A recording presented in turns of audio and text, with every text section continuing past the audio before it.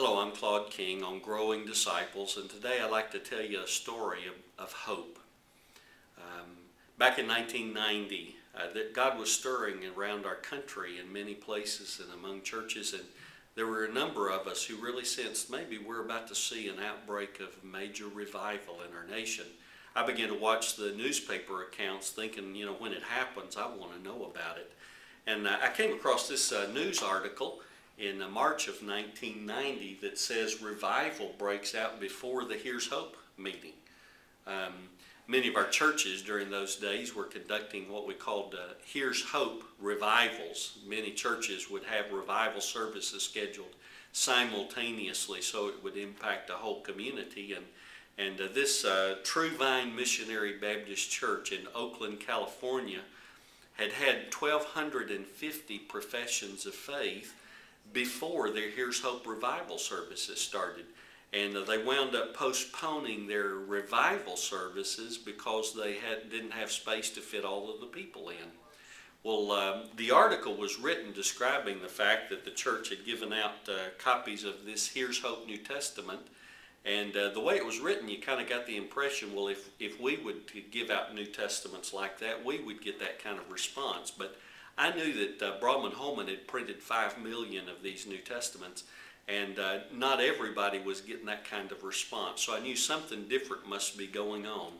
I got on the phone. I called and talked to Newton Carey, the pastor of the True Vine Missionary Baptist Church, and I talked to his wife, Sally, to find out what's going on at your church that's different. As I talked to Newton, he described for me the place where he served. He said this church had about 500 members. He said, I've been here 15 years, and it's been a long and difficult ministry. He said the poorest of the poor in California live right here in this area of Oakland. He said crime is rampant, drugs are everywhere, drug addictions, prostitution is prominent, and he said it's just a tough place to serve. Drive-by shootings are killing our kids. He said the double-decker interstate that collapsed in 1989 in the earthquake in San Francisco, it was in their neighborhood. And so they were in a community that had been devastated in so many different ways, economically and physically, spiritually, emotionally. And he said, this has been a tough place to serve. He said, last summer, I went to a conference, and he said, I picked up a book by T.W. Hunt on prayer. And he said, as I began to read that book, I began to realize that we were not a people of prayer. So I just began to preach and teach on prayer and help my people begin to learn to pray. About the same time, Sally said she began to sense they needed to learn how to share their faith. And so she began to provide training in evangelism and how to share their faith with other people. A group of the ladies in the church, as they were praying for their community, got a real burden for the Alcorn housing projects in their community. It was a place primarily single moms lived there with their kids. And these ladies began to pray for this community. Sally told me that it was such a dangerous place, the Oakland Police Department hesitated to go in there after dark because they feared for their lives. And these ladies got together one day and they marched around the complex 7 times and claimed that place for the Lord. Nothing happened, but they continued to pray, continued to sense God's given them a burden for that community. So they marched around 7 more times, knelt periodically and prayed, claimed that ground for the Lord. 2 weeks later, the manager of the apartment complex called them up, and she said, listen, I've got a problem. She said, in the afternoons after school gets out, these kids come home and there's no adult supervision here. They're latchkey kids. And consequently, these kids don't have any supervision. They're vandalizing property. They're getting in fights. They're causing problems. And she said, I haven't known what to do with the problems in my apartment community. But she said, I got to thinking about your church, and I was wondering if you could help me. Is there anything you could do with these kids in the afternoons after school?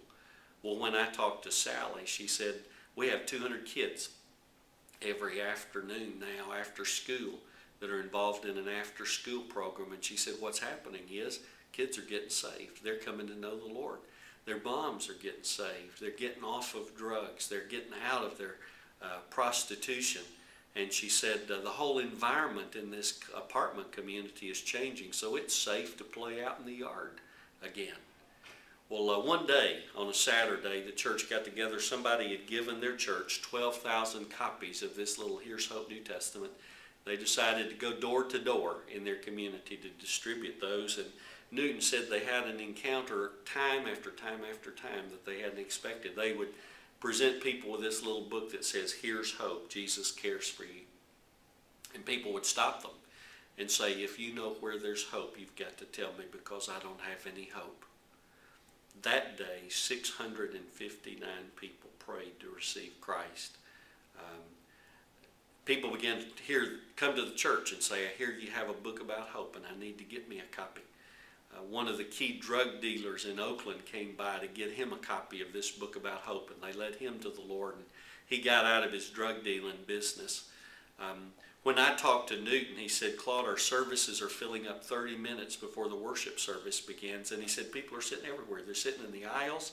They're sitting on the platform. And they fill up the choir loft. They're sitting all around me. There's just barely leave enough place for me to stand to preach. And he said, 20 people a week are making professions of faith in Jesus Christ. When I called him back later that summer, a few months later, 50 people a week were making professions of faith. Can you imagine having a church with that kind of response? Here was a place that was desperate and needy and hurting.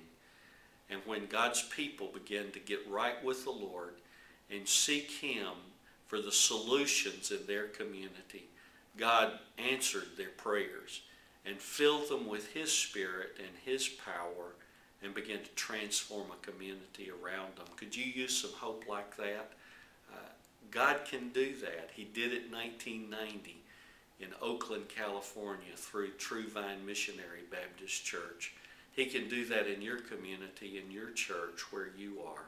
Let's pray together and help each other walk with hope, fix our eyes on Jesus, who's the author and finisher of our faith, and pray that God would so transform us to be His people that His life through us would impact our communities for Christ.